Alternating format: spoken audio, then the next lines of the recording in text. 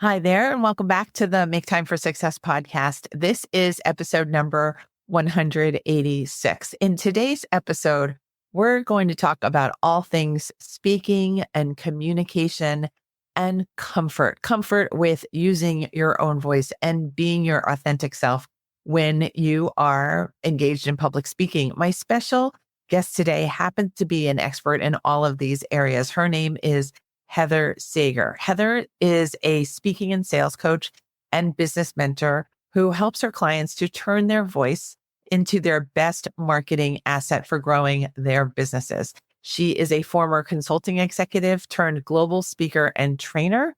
She's also the host of the Hint of Hustle podcast and the creator of the Speaker Society. She's a mom of 3 boys and lives with her family in beautiful Bend, Oregon. I had so much fun getting to know Heather and learning from her live in this episode, and I cannot wait for you to enjoy this episode too. Let's go listen to the episode together now.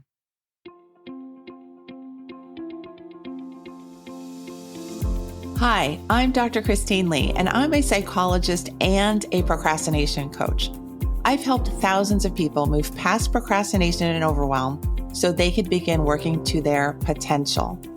In this podcast, you're going to learn powerful strategies for getting your mind, body, and energy to work together so that you can focus on what's really important and accomplish the goals you want to achieve.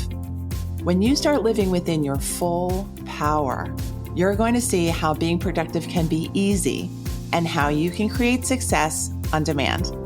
Welcome to the Make Time for Success podcast.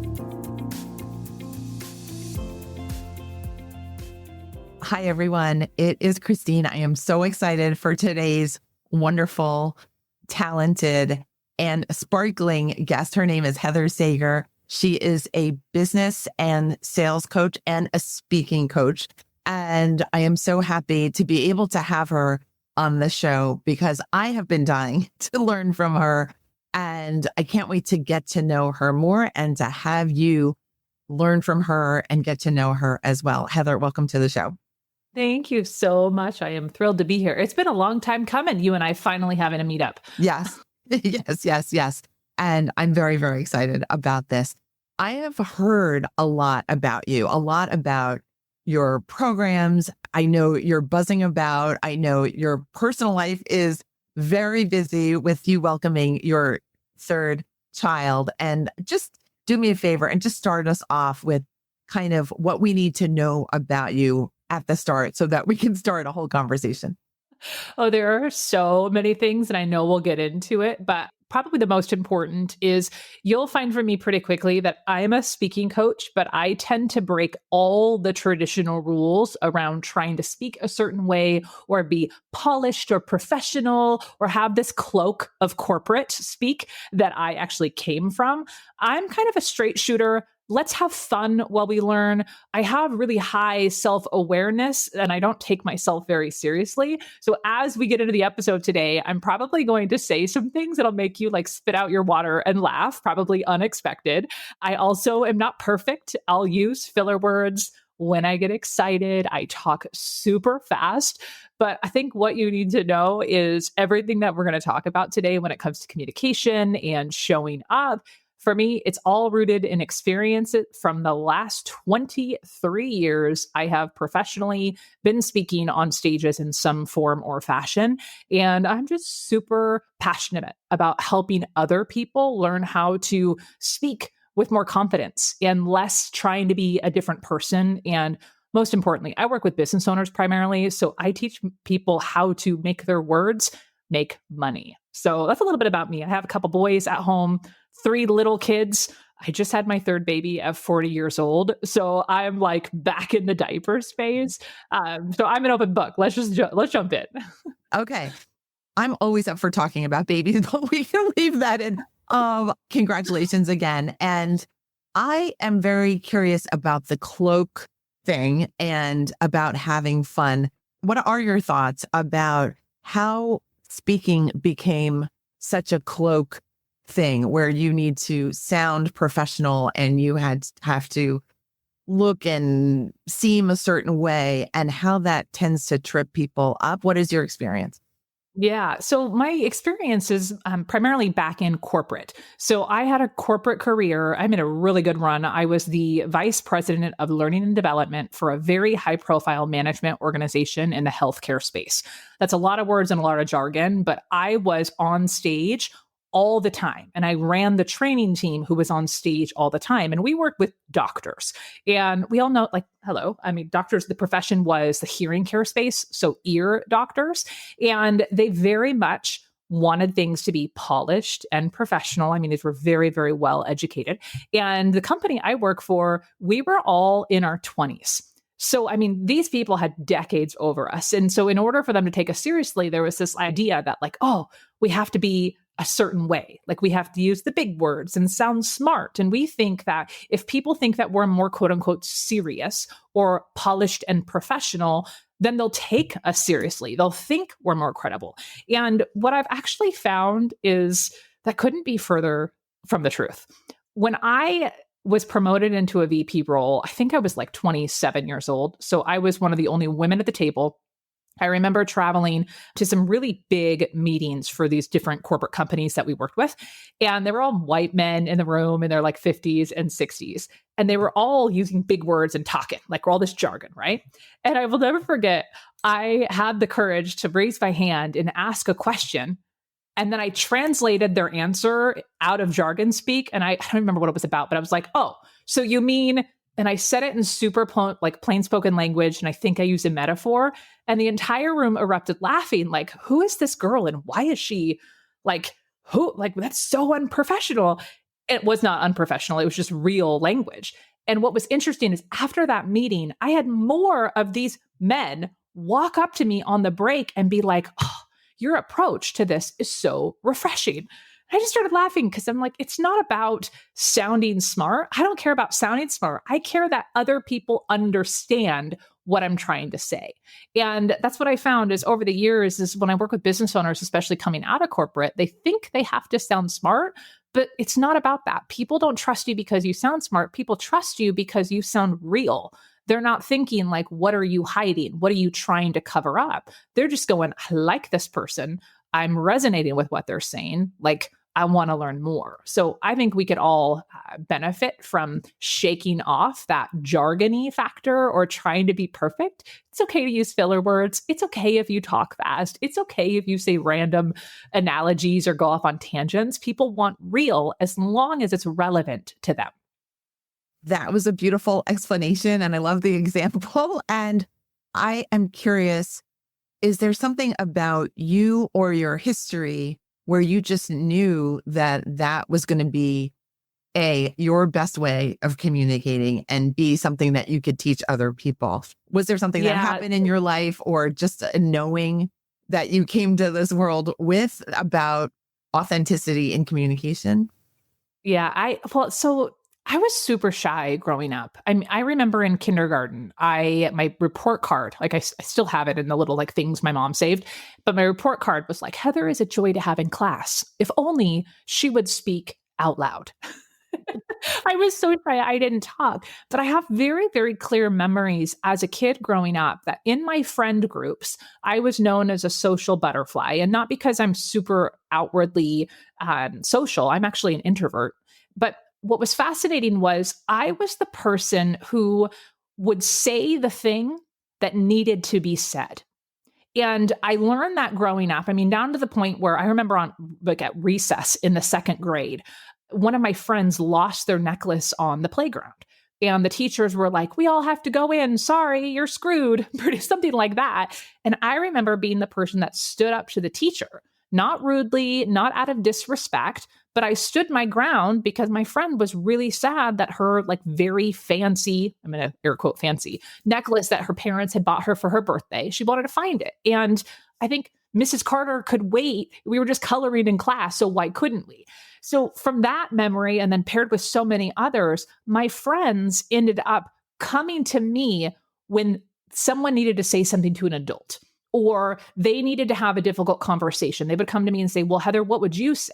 And I just never had this, I guess I never had this worry that if I said something, it would make somebody mad or make them uncomfortable. I just stood in but what's right? What needs to be said that's going to help the people around me? So naturally, that's just been part of my personality. And then fast forward in my professional career, as I mentioned, my job was speaking on stages. And I remember the first time I spoke on stage in corporate. So I mentioned this company was in the healthcare space, working in hearing care. And I had gotten promoted in this job, and my job was to be the person who opened these live events. And I'm staring at this room again, 27, 28 years old, people 2, 3 decades and like ahead of me. And I'm like, how are they going to listen to me? Even the best training in the world, they're still going to begin like, but what does she know? So I did the only thing I knew how to do, and that was sharing my story. You see, what most people don't know about me is I was born with a rare genetic condition where I have a hearing loss and I wear hearing aids. And most people don't think someone in their 20s, 30s, or now 40s wearing hearing aids. We think of our grandparents. But for me, I've had a hearing loss now. It's been probably 15 years. I struggle to understand other people and rely on these little widgets. Well, it just was a beautiful coincidence that I found myself in a role where I was talking to the doctors who took care of ears for a living. So the first time I got on stage, instead of trying to be smart or fancy or try to tell them all the things, I just told them my story. And I shared with them the struggle that I'd had and how it was difficult for me to build friendships in college because I couldn't understand people, or I had a natural tendency to be shy. Because if I started conversations, if I couldn't hear the answer, people would think I sounded stupid because I just stood there with a blank face. So I just shared that. I shared the real scenario. And honestly, that was one of the biggest aha moments for me. It actually catapulted my speaking career and what I do today, because just sharing my story, but in a way that was relevant to them, it just moved mountains. They had never seen someone on stage before be that authentic. I'm pretty confident I cried in that story and made everybody else cry. It kind of became my signature thing.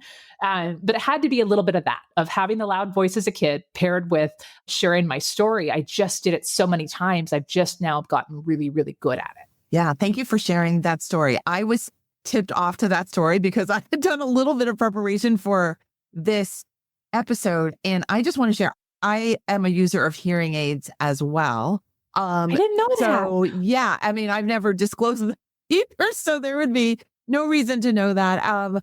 But I think I say that because I'm noting the courage that it must have taken you to be on stage and be weaving all these parts of yourself, right? Being a little bit daunted by the situation, being very personal, and yet also having to figure out how to be convincing, persuasive, authoritative, all of these things. And then you knowing in your heart, this is where I'm supposed to be. This is kind of the beginnings of a big career for me. So could you talk about the courage piece a bit? Because you also mentioned you tend not to have the worry about, am I going to make someone upset if I say something? And I was thinking to myself, well, she's a rare one.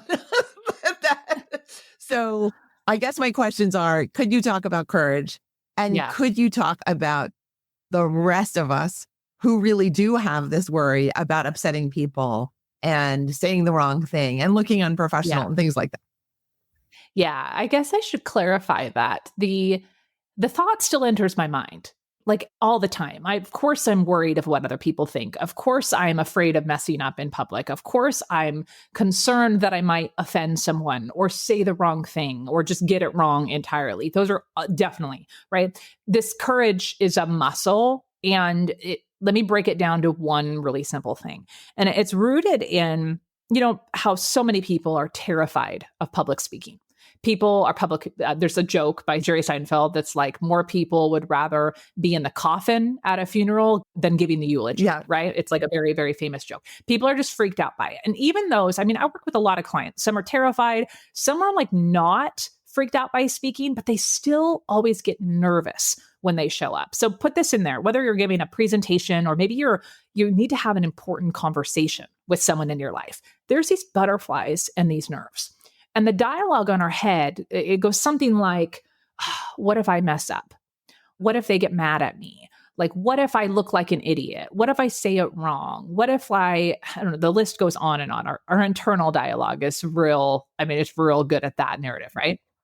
But what I like to help people understand is if you really pay attention to that dialogue, the most common word throughout all of those statements is the word I.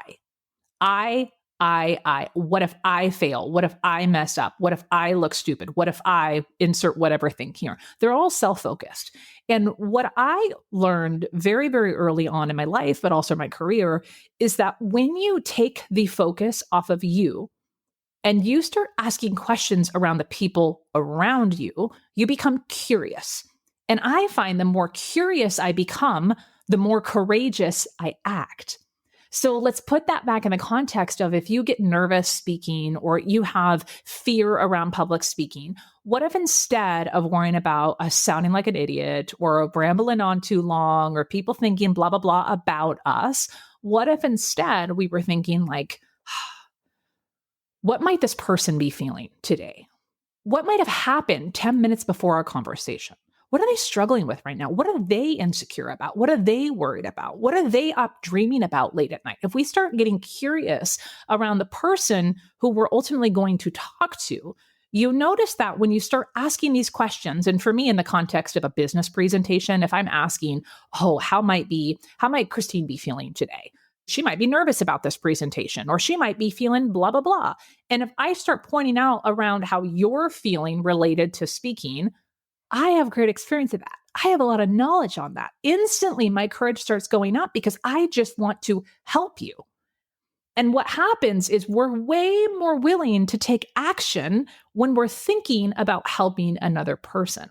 So this courage thing, I'm not just out here popping off my opinions because I don't care what people think of me.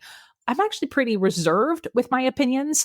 I don't know if you've realized this in our business coaching program that we're in, Christine. I don't speak up a lot. I don't raise my hand. At the live events, you'll probably catch me saying maybe 5 words on the microphone. Mm-hmm. I am not the person raising my hand until I know something needs to be said.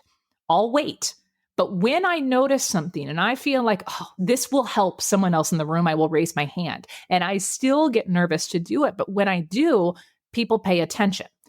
And it really is because I come from that place of curiosity of how I can help and serve, even if it's just one other person around me, even if it's just that one little girl on the playground who wanted her necklace back. Like that matters to me. I'm willing to be uncomfortable for her. And that's what I would encourage anyone to think of, right? It's not about you just doing the brave thing. It's about you doing the thing that you want to help another person if that's important to you.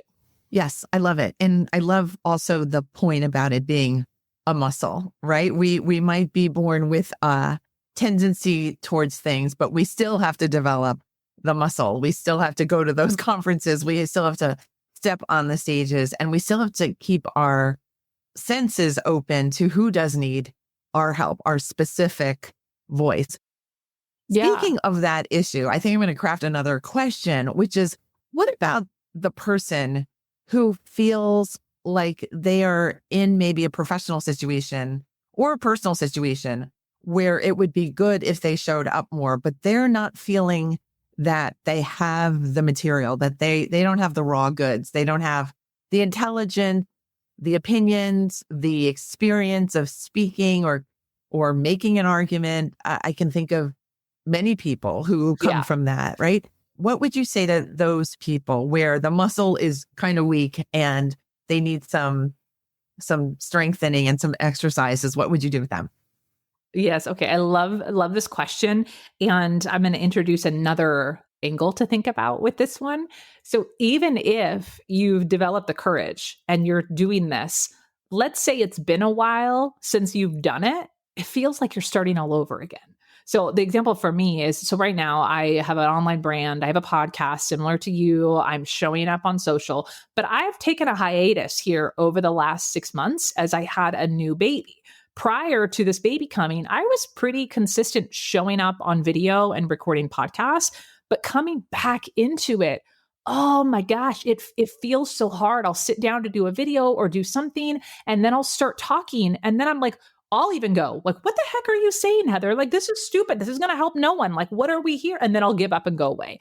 Real time right now, I'm on a hiatus on my podcast for the last 8 weeks because I just needed to with this little one at home. And I share that because a lot of people hear this idea of like, how do I have the courage to speak up? And they think about it as this destination that one day I'll just become a great communicator, or one day I'll just be really good at tough conversations. And as we said, it really is a muscle. And just like with working out, you can go through a phase where you're in the fittest shape of your life, but if you don't maintain it, you lose it and it sucks to start back over again, right? Yes. So let's get tactical here for a second. Let me give you a formula that helps me when I'm feeling that like, oh, I don't even know what to say, or I don't even want to bother, or I'm starting it and it feels fumbly. Like, this is what I go to. And I call it my magnetic speaking formula. And it's 4 elements. And this is what I teach my clients all the time. It's like, if you want to become a better speaker, whether you're just getting started or you just want to get better at communication skills or you want to go pro level, it doesn't really matter. There's these 4 areas that we play within. And these are the 4 areas that I would say, do I actually have something in this area? And if you don't, that's probably why you're not taking action or getting the results of the conversation that you're after. So the 4 things, super simple, are purpose, structure, story, and style. So simply put, purpose is, what is the goal of this? Why are you having a conversation? What's the intended outcome you're after? What do you want people to do if you're giving a presentation at the end of your talk? And it's not just, I want them to buy my thing. Said different, like a lot of people are like, well, I'm not a business owner. I'm not selling something. Anytime you're having a conversation, like a difficult conversation, or maybe you're having at work, you're speaking up in a meeting, what you want to think about is, what am I after here? Why am I speaking up? What's the intended goal that I'm doing here? Because unless you're just in a conversation where you're speaking out loud, you do have a goal. One of the times though, or a lot of the times, is people are just afraid to declare that goal because they don't want other people to be like, oh, you're salesy, or oh, you're like trying to bait and hook me. And it's just, if you're just clear of what you're trying to do, it's going to create a lot more clarity for you around what you need to do and what you should talk about. So purpose, I talk a lot about that. I know it sounds a little fluffy, but I find that the majority of the people that I work with, they lack a reason for speaking. They lack the clarity around what they're after with it. I don't think that's fluffy at all, by the way. I'm going to interject. I'm just thinking, as a podcast host, there are times when I want to say stuff, but there's no central something, and I get nowhere with it. Like you're saying, you just need to take a pause, because until there's a core structure, it's really difficult to kind of get an argument across or make an impact or sound coherent. Or make a point. Yeah. It's like, what's your point? Well, you're trying to make a point, but what is the point? Like, you got to know first. And I'm so on board with point number 1. Just wanted to say that. Go ahead. And it's with that. Let's just use an example. One of the only fights my husband and I ever have, we've been together for 15, 16 years. We have the same fight over and over again. And it's like, this is pre-kids. What do you want to eat? And we would go out in downtown Portland with just like the nights, if we would just go meander around and say, oh, let's just find something. You find something and then it's like the wait time's too long. Well, I don't want to wait. Do you want to wait? Oh, let's go somewhere else. And like the less directional you are, but the more stress you have on yourself that I'm hangry and I want to eat, like it just doesn't work. So we're like, no, we need to have a destination in mind. So we create a little like jar around, okay, let's write down all of our favorite things in it. And then when we can't make a decision, let's just pull from it. So the decision is made. And I think it happens a lot when conversations too. It's like, if we're just meandering, trying to see what happens, that's fine when you're talking to your friends. That's fine when you're talking with your family or you're just connected with someone. But if you're in a business conversation, or if you're giving someone feedback, or if you're parenting and trying to teach your kids different lessons, we have to be a little less wishy-washy and more, let me pause here for a moment. Let me take 10 minutes to ground myself and actually ask, what do I want out of this conversation? what might this other person be thinking? What might they push back on? Let's consider their perspective before we start. And I promise you, it'll make the conversation, it might not be less comfortable. It still might be hard, but at least you'll be more prepared. And that's going to give you a little more courage to start. I love it. And I'm glad your marriage is great because that's what you're arguing about. I'm thinking this is a good thing to have arguments about. Sorry, okay. So let's talk about the second one is structure, right? So structure, and what I mean by that, simply put, is just what's the cadence that you deliver your information? How do you start the conversation? How do you start the talk, the presentation? When you're on an interview, what's the first thing out of your mouth? When someone asks you a question, what do you say first? And then where do you go? How do you end it? It's very simply put, what's the beginning, middle, and end?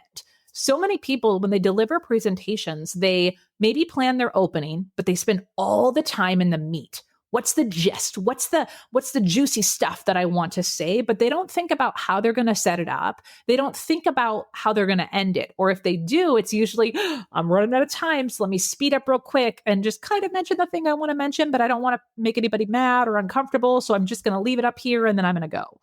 And that's not how you create magnetic moments with people so that they actually take action on the things that you want. So spending some time to understand the art and science of structuring your communication, it matters. You have to know how to structure things. And when I say structure, I don't mean scripting. I don't mean having like a fill in the blank Mad Lib style thing. That is the fastest way to tune someone out. But it's understanding, okay, when I speak to someone, how do I create connection? What's the sequence in which I deliver information so they might be more open to hearing it, especially if it's different than something that they previously have known. So structure, that's an area that I mean, that's what I teach, right? I can geek out about that for days, but just understanding, okay, let me think about what's the order in which I'm going to deliver the information or ask questions. That matters tremendously. Yes. I also want to interject here because before we pressed record, I told Heather that I have a way of trying to keep my episodes kind of on the short side, and I like not to waste people's time. But what she's just teaching us here with point number 2 about structure is that if you spend that few minutes just to think, how do I want the other person to be affected by what I'm saying? That it's not really worrying about how long you're taking with them. It's like, can I have them understand what I need them to understand? Or can I convince them of something that I need to convince them of? Such an important lesson. Thank you. You've just taught me a really good one. All right, keep going. Number 3. Well, and here's the simple thing, though, is we can make that practical. People think like, oh, now I have to go learn all these fancy things, or I don't have time to prepare, so I just won't do it. And I mean, okay, real talk. I'm not going to make you read this, but I have a blank piece of white paper in front of me.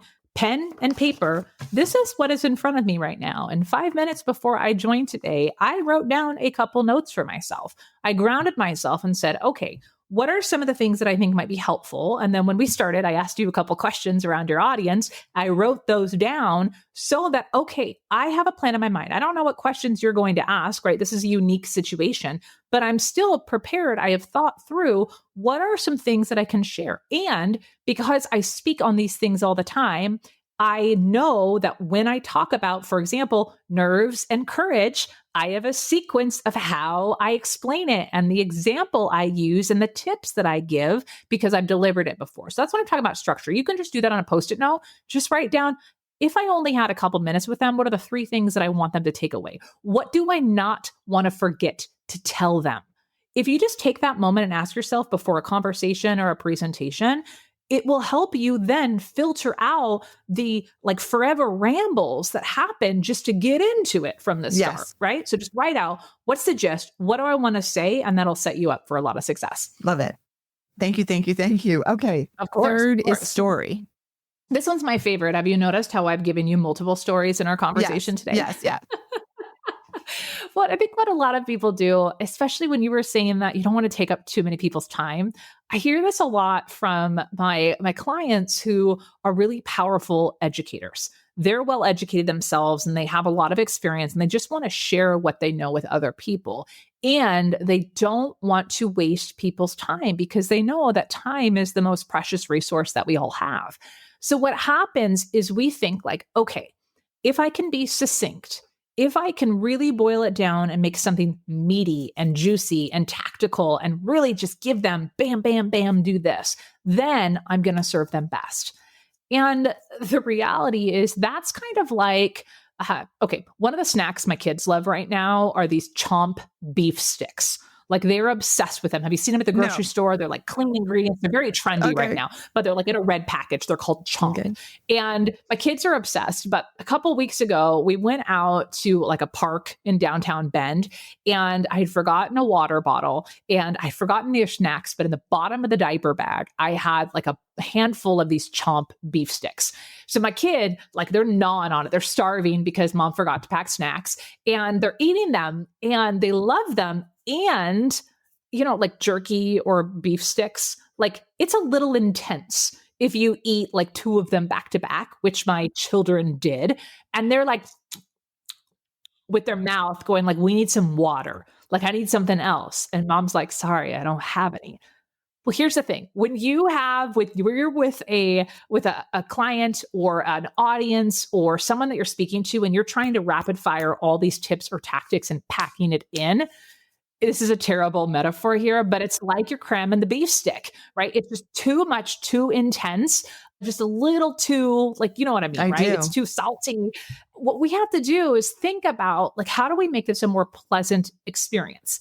Give it like a palate cleanser, if you will. Well, story is a really great way to do this because when you tell stories, and it's not just random stories just to add an entertainment factor, stories create imagery explaining what you're trying to say. I just did that with the beef stick story. Was that the sexiest story? Was it well planned out? Was it the perfect example? Was bordering on random. Yeah. You totally have a picture. I knew what I was saying, right? It added more fuel to the concept, the idea that I was saying. What I could have done is I could have just rapid fired a list at you of like, here's 10 ways you can do it. But chances are a week from now, 2 weeks from now, maybe 6 months from now, you're going to see a beef stick and think of me. But two, you're going to think about that next time you're like, what should I tell someone? What's in my presentation, right? Give them the beef stick. Yeah. Oh my gosh. Talk about this is going to be the clip from the episode, right? Give them the beef stick, but also think about like, how can I give them some sips of water? How can I give them like a sweet dessert? How can I make this a little bit more palatable so that they'll remember? And story is such a powerful way to do what that. I will remember is probably not the beef stick story, as memorable as that is, but I will remember how you're making me feel. Like you're making me feel it's such a pleasure to listen to you. And that story is such a wonderful thing to include as a wonderful ingredient for any talk because it's showing you, it's showing life, it's descriptive, it's a filler, it's kind of random, but it's okay. You don't have to get nervous about these things. So thanks again for the lesson. This was beautiful. Isn't it great though? Because you talked about how do we become more authentic? Well, I think just sharing stories, and by the way, stories don't have to be these big things. They could be metaphors. It could be, hey, just the other day, this thing happened. It could be something big like your career story, or it could be the little ones, right? I mentioned the arguments with my husband, or that I have a little one at home. Like all these little stories and metaphors we've been peppering in today, you're definitely getting a feel around my style. Yeah. And the same is true for each of you is the more that you infuse your story, even if they're not your stories, you borrow people's stories or you share about something you read in a book, people are getting to know you through what you choose to share. And the more that you share, the more people filter and say, is this person for me? Do I like them? Do I enjoy their company? Do I trust them? And when they trust you, they're more likely to continue to listen to you and then take your advice. So this all just goes really well together, but story is a great authority builder. Terrific. Terrific. I love it. Just loving this. Thank you for the lesson. Number 4, it's style. Style. Yeah. So with this, and I'm not talking about like fashion style or any of that kind of stuff. It's I just needed a simple word to say the way you communicate, how you communicate, your delivery skills. So I had prefaced our whole interview today with my delivery skills are probably different than most speaking coaches. Again, I've said, I've probably fumbled. I'm pretty confident I drooled on myself at one point. It happens because I talk fast.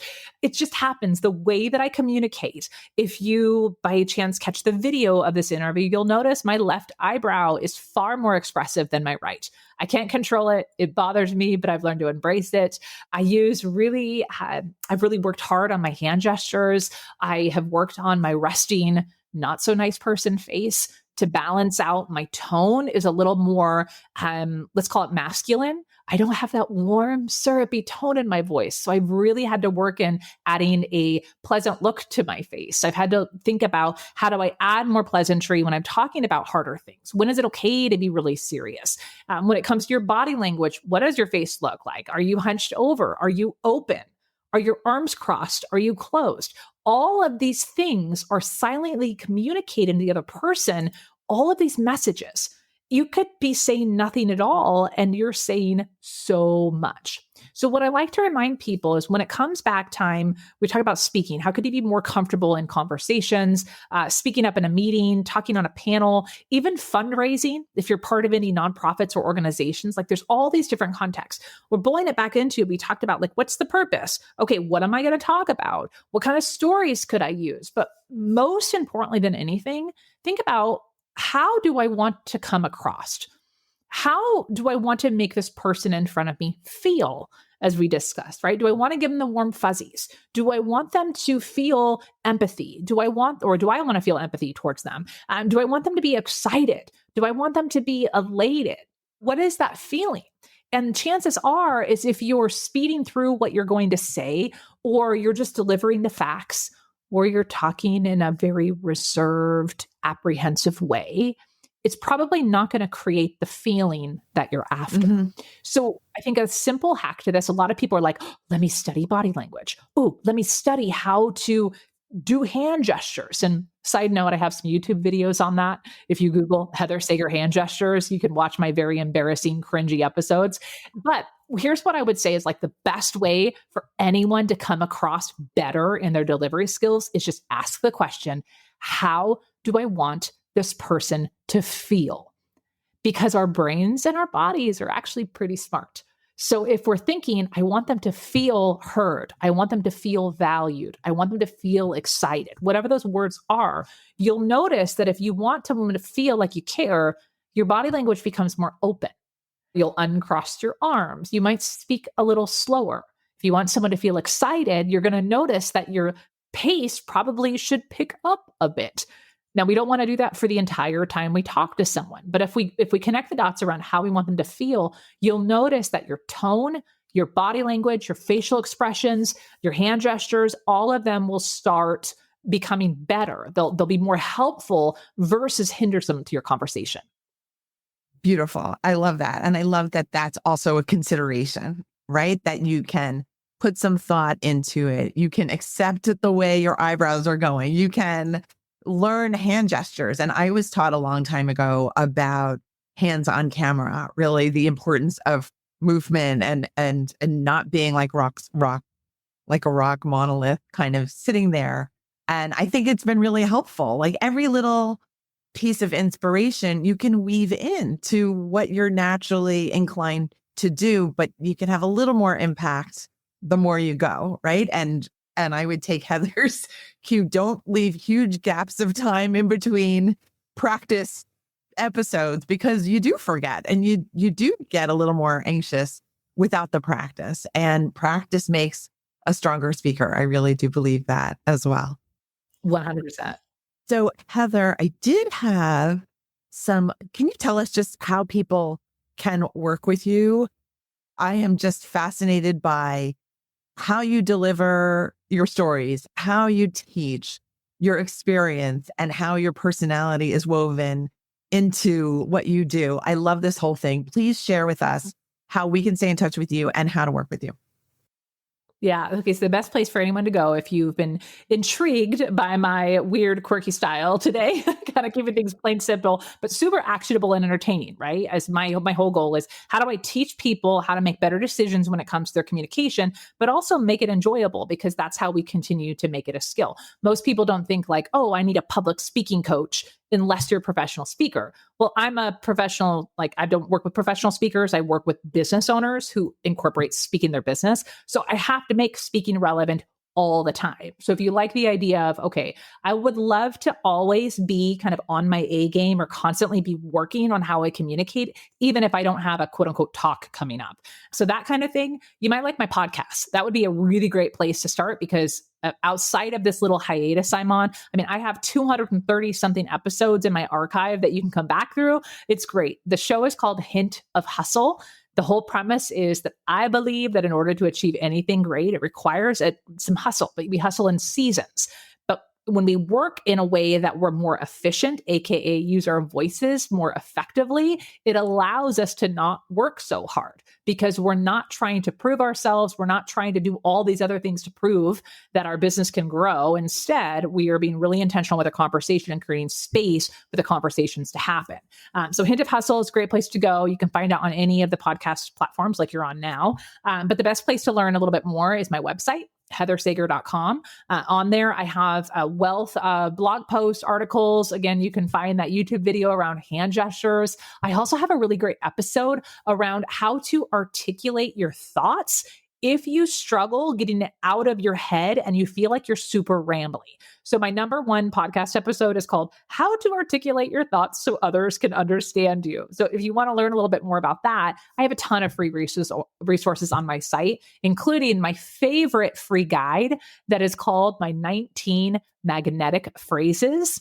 These are just little words. I used a ton of them today, by the way, but little phrases that you can use to sound more credible and to seed your like persuasive argument. If you're selling something or you're trying to get someone to take action, little phrases that you can pepper in to your conversations, whether it's sales conversations or speaking engagements, so that your audience actually takes action on the thing you want them to do. So you can grab that. It's on my website, heathersager.com/magnet. I love it.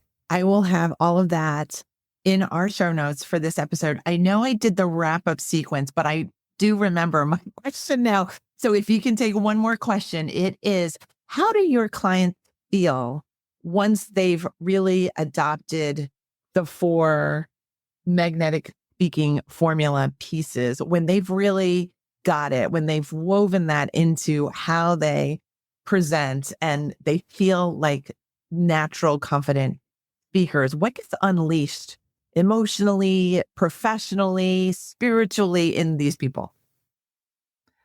I just got chills thinking about it because the best compliment that I get from my clients. So one of the exercises we do when we start working together is I have them, I ask the question, I want you to imagine you're on your dream stage, right? Just imagine a stage that you would just love to speak on, that'd be like, oh my gosh, I've made it. And we do a whole visualization exercise of them thinking about it, right? Stepping into that moment.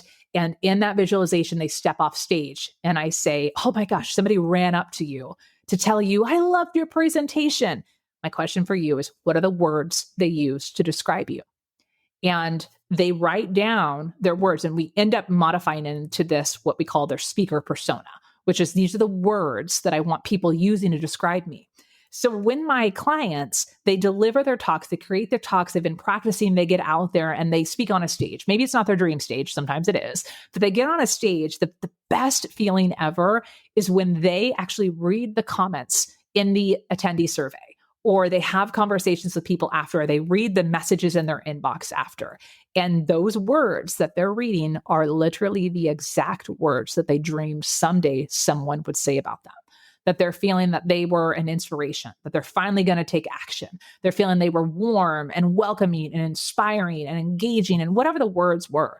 And the coolest part is my clients, they always knew that they could do it, but they didn't have the courage to actually take action to make it happen. So that feeling that they have, that it's like, holy damn, I did that. It's like they blew their own mind, because even though I helped them along the way, they did it. They were the person on stage. So that self feeling of accomplishment and pride that they have, it is the best feeling that you could ever have as a coach, to see someone celebrate their own success because they worked so hard to benefit the other people in the room. It's like this beautiful ripple effect that I do with people, and it's just my favorite. Well, Heather, thank you for being the original ripple, the story of chopsticks, which I think I will remember and be looking for in the grocery store next time I'm there.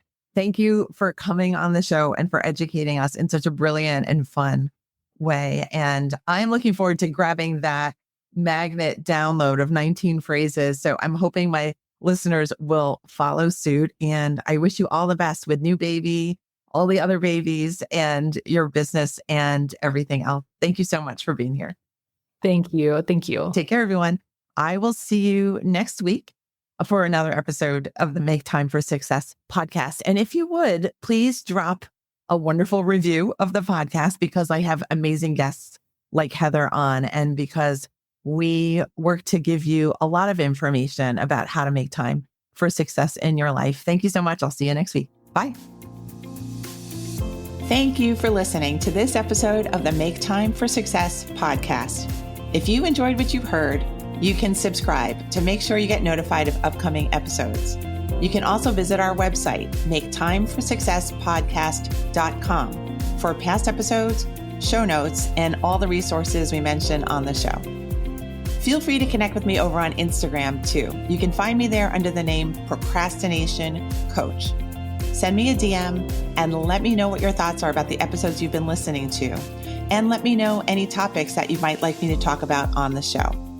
I'd love to hear all about how you're making time for success. Talk to you soon.